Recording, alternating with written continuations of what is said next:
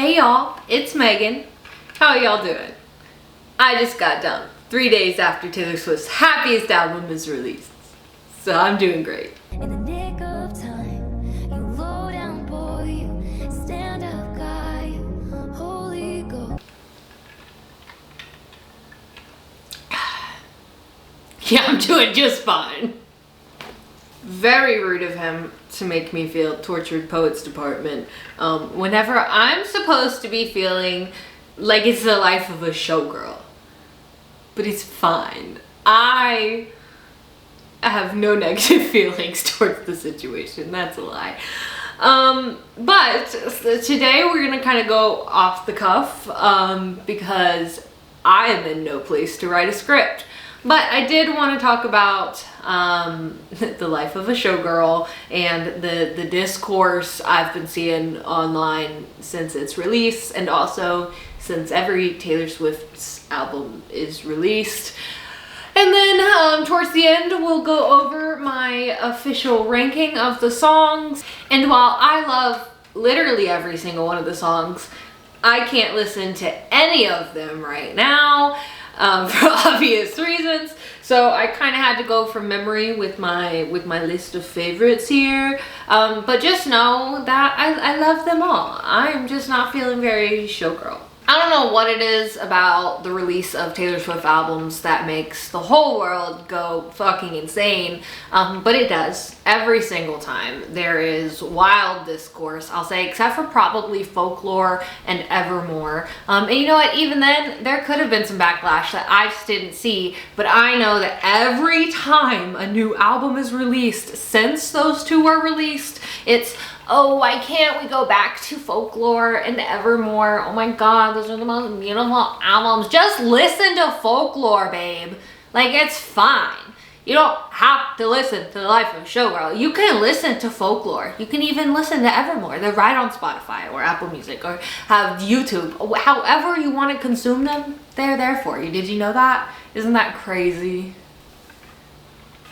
But it seems like every single album release is either compared to Folklore and Evermore, or every album release it's like, oh, but why can't we go back to last album's style? But last album's style, everyone seems to forget, is also shit on. Like when Tortured Poets Department was released, everyone and their mom was whining. People complained because I guess she sounded like forced deep. Or that she was writing a lot of these songs, we think, about a situationship rather than her long-term boyfriend that he had just broken up with her. Whatever. And then now, Life of a Showgirl comes out, and people are like, why? What happened to the lyricism that was in the Tortured Poets Department? Like, they're acting like they're forgetting all of the discourse of the last album. You know, I'll just come out and say it right here, right now. I love this album. Like I said, I can't listen to any of the songs right now because I'm not feeling very showgirl. But for those 3 days that I had to enjoy the music, I loved every single one of them. I thought it was really fun, and I liked that we were in our silly, goofy era, and we were also talking about dick. Like, there's nothing wrong with that. I'm all about it, Taylor. Get it. And you know, I don't know this woman, but I'm obviously a fan. Quite honestly, I think she was just feeling silly, goofy in love during this album, and she didn't feel very deep, depressed, we're gonna write about the loss of my life, okay? And you know what? She had some silly, goofy songs in Lover, but she was also in a relationship that she wasn't, that didn't work. You know, it's different. Like, people are like, oh, Travis is making her like lose her creative ability. Bullshit. She just feels different in this relationship than she felt with was Joe Alwyn, whatever his name is. You know what? That's okay, because that didn't work, and now Taylor's engaged. So we love that for her. And I just don't understand the need for people to yuck someone else's yum, whether that be other Swifties or people who aren't and never have been and never will be Swifties. It's just like, it's wild.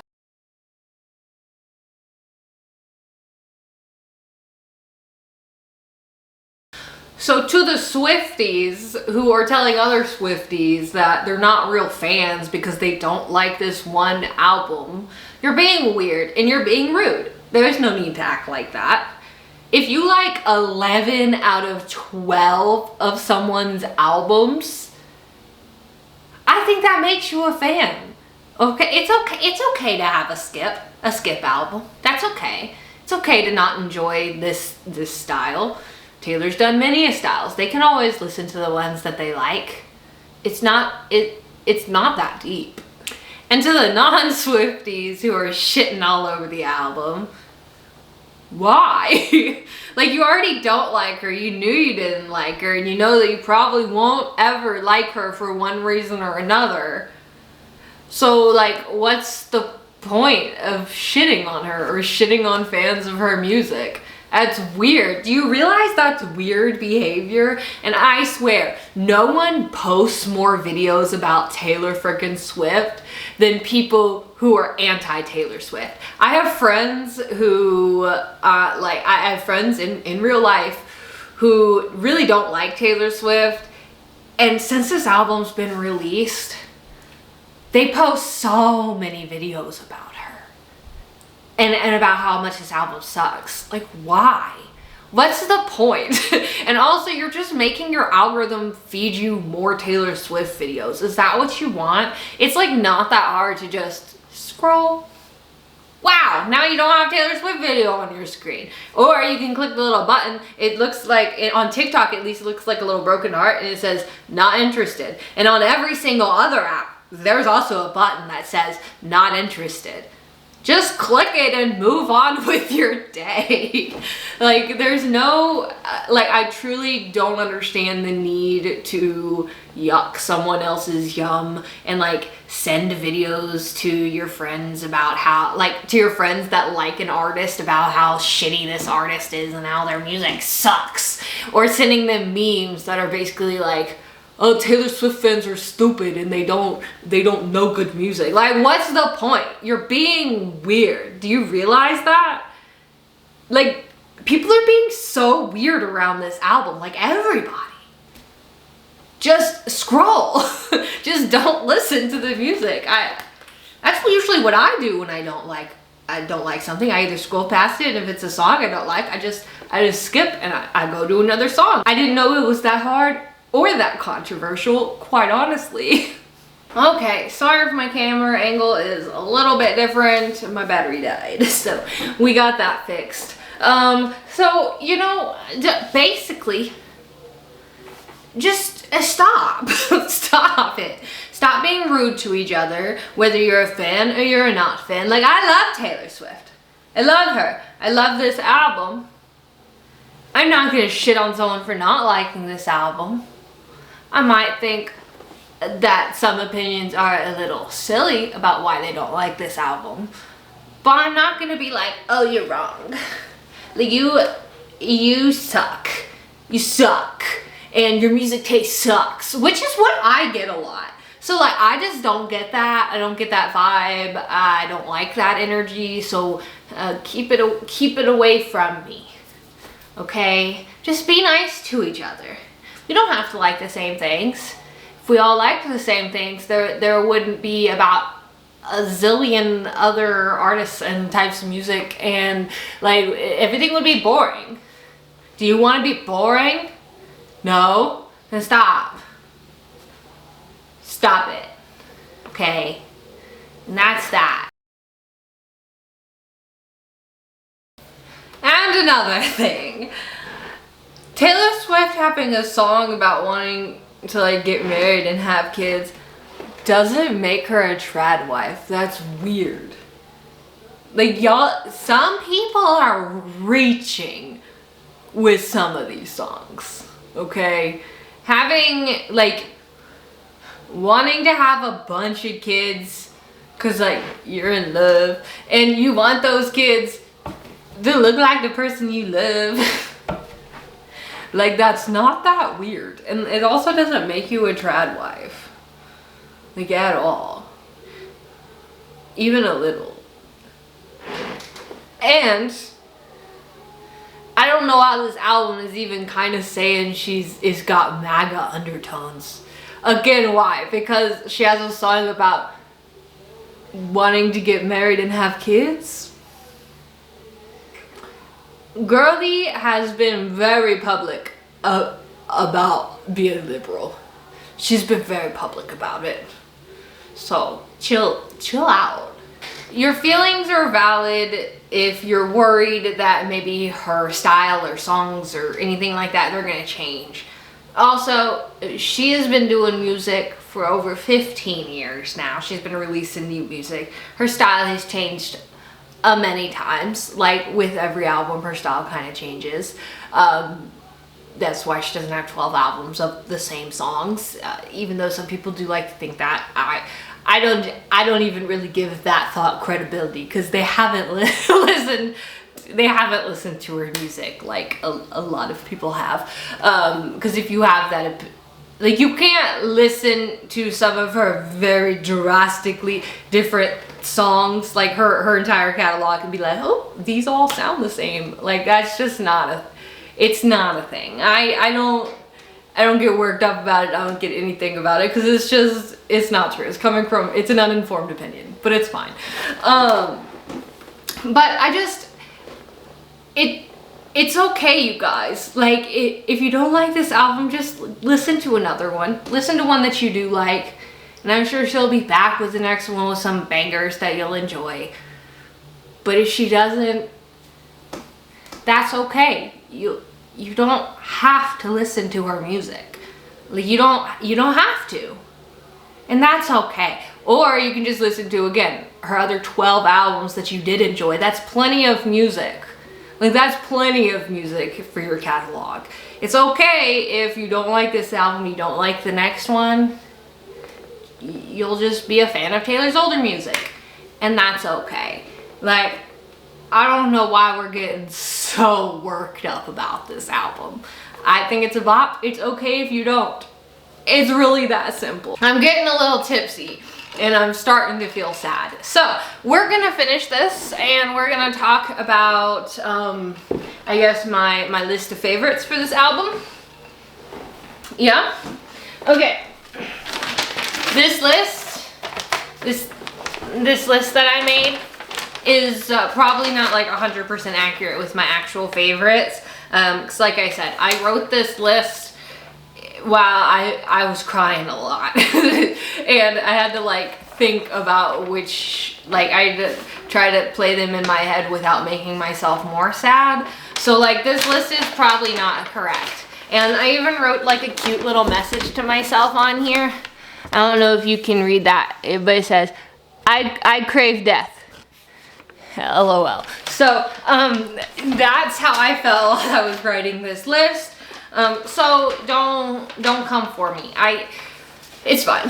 So my number one, you can't see it, but my number one is Father Figure, because I was gagged when Taylor Swift said her dick was bigger. And I just really like the vibes of that song. I like the meaning behind it, and I just think it was a fun song. And then the second I said was Fate of Ophelia. I won't think about that one too long, but it was really sweet and I really loved it and I related to it for 3 days. And then we have Wood. It's about dick. Did you know that? It's a good song. Redwood Tree, good for her. It's just a silly, goofy song. It's not meant to be serious, I don't think. And even if it is, I don't care. It's a silly, goofy song, and I love feeling silly, goofy. Just let her sing about dick. 4, I put actually romantic. I know that there's a lot of discourse about this song online. There's so much, because people are pretty dang it's about, people say it's about Charlie XCX, and I think it is about her. I also think it's sprinkled in about a few other people in there, but people don't like it because they think that it's a diss track in response to Sympathy is a Knife, which I personally haven't heard. I need to listen to Charlie XCX more. I know maybe 2 of her songs, no fault of hers. I haven't gotten into it. But I do think I'd enjoy it. So I'm really gonna give that a listen after this. But I will say, just my own little thing I want to sprinkle in there. I don't think, based on the lyrics alone, I don't think it is directly just in response to Sympathy's Knife. It is worded as if Taylor Swift was told by someone else things that Charlie was saying about her. Like, it doesn't sound like she's simply responding to Sympathy is a Knife, which, yeah, that'd be kind of shitty because it was a song about her insecurities. But there are things that are in the song that, if it is strictly in reference to Charlie XCX, it makes it sound like there were things that were said behind the scenes, and that is what the song is in reference to. So that's all I want to say on that. I also just really like the vibes of that song. It made me like sway, and I liked it, and I didn't know who it was about the first like 5 times I listened to it, and I just heavily enjoyed it. And I also really liked Taylor Swift saying it was making her wet. So like, I don't know. But next I have Elizabeth Taylor, because I shake my ass to that. Just Elizabeth Taylor. I shake my ass to that multiple times a day. Like, even like I'll go from having a full minty bee, crying, screaming, throwing up, to shaking my ass to Elizabeth Taylor. So I love that. 6 is Opalite. It's a very cute freaking song. I know this one's also been controversial to people.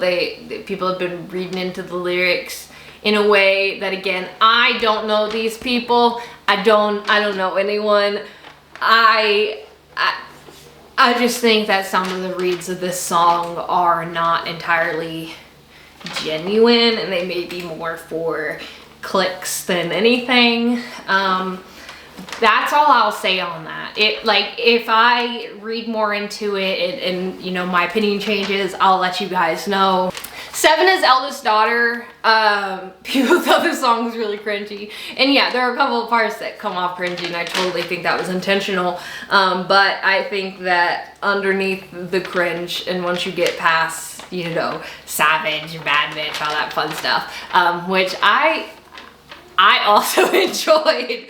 But once you get past that, there's some really pretty parts of the song that I related to and I really enjoyed.